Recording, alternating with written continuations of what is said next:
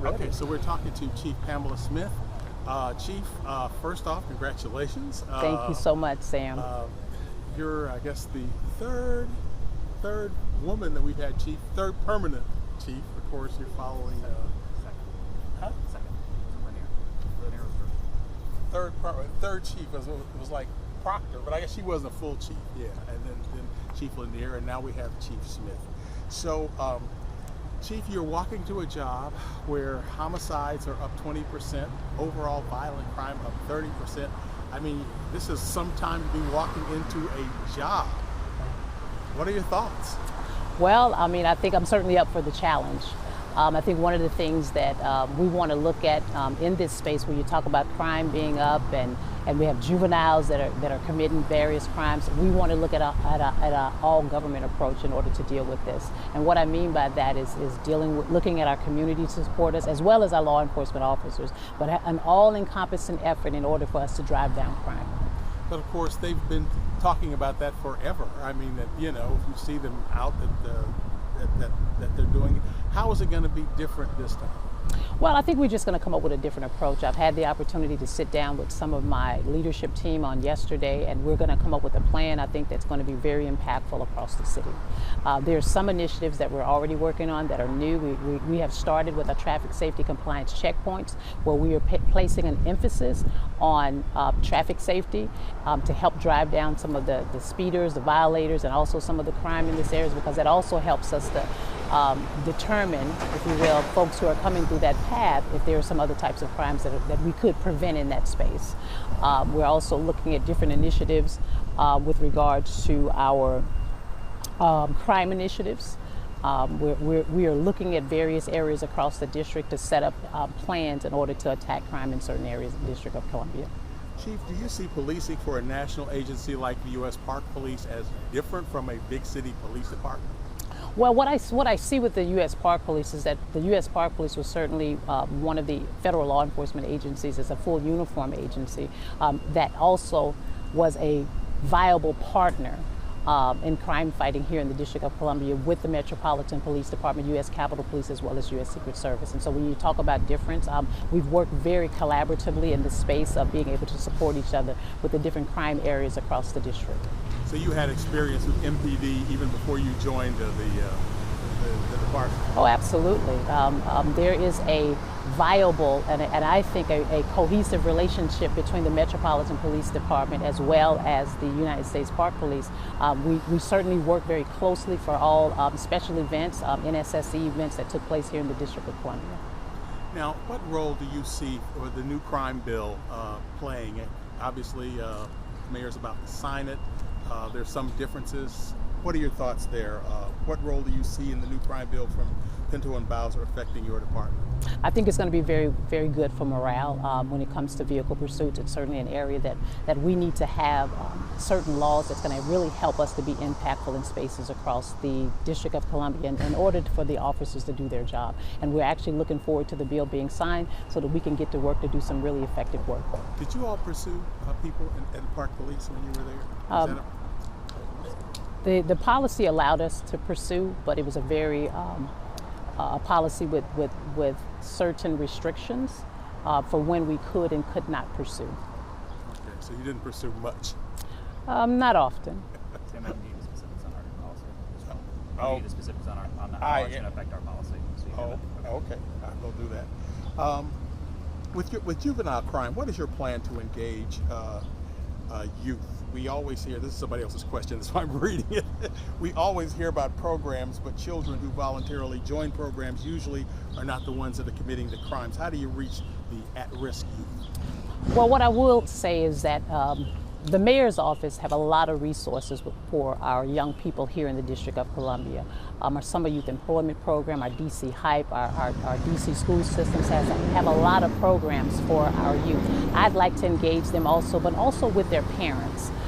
When we talk about juveniles, there seems to be an uptick in our juveniles committing some of these crimes. And what we need to do is build a different relationship with them. What I will say, oftentimes people don't know this, But we have a Family, Youth, and Engagement Bureau here at the Metropolitan Police Department, where we are centrally focused on working with our at-risk youth, and we want to amplify that and ensure that families know that we're there to provide a service for our young people.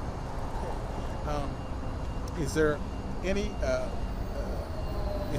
from the department to help safe passage, especially kids with shots and hold on, let's let this bus pass through saying that's really loud.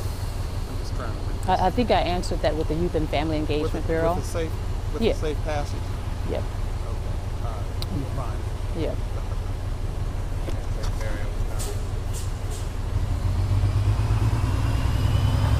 This is the last of somebody else's questions, and then there's a couple more of mine, and then that's it. Okay, Sam. MPD has recently opened up an employment for officers of legal permanent residents who are not U.S. citizens.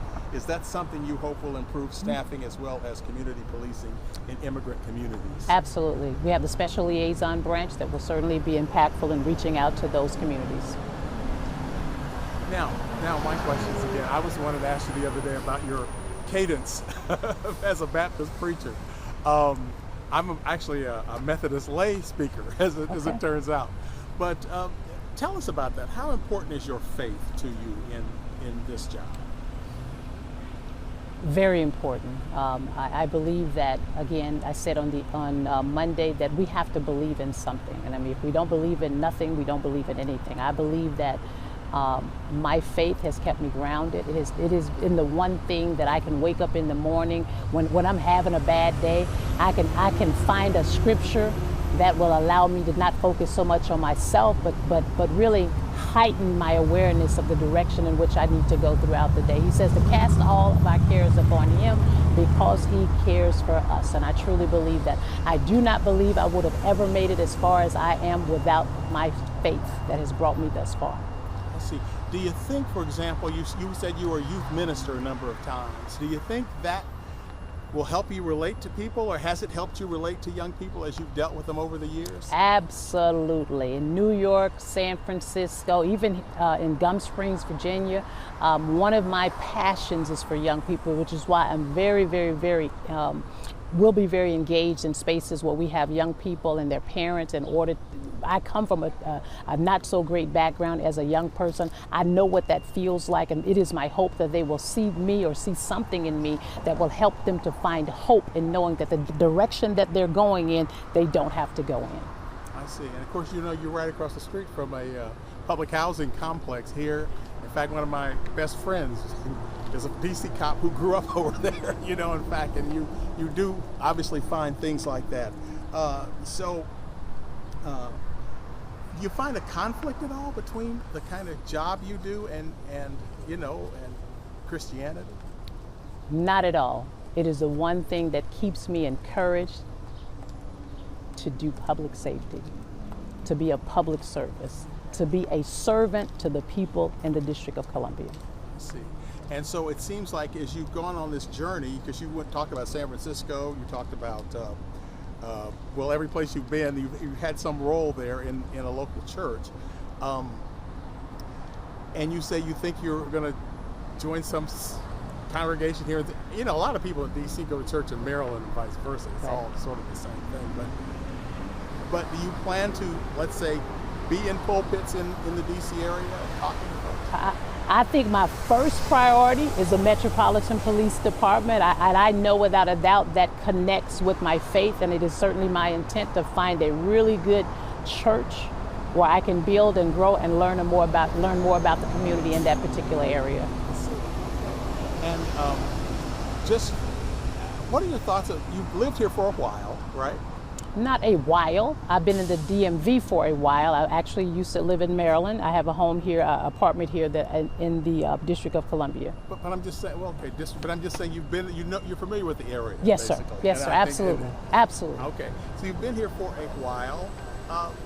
So what do you think of this place as you compare it to New York or San Francisco or Dallas or wherever else you were? This is an amazing city with amazing opportunities, and more importantly, we have a mayor who supports our law enforcement program, and to me, that's probably better than any place that I've ever been.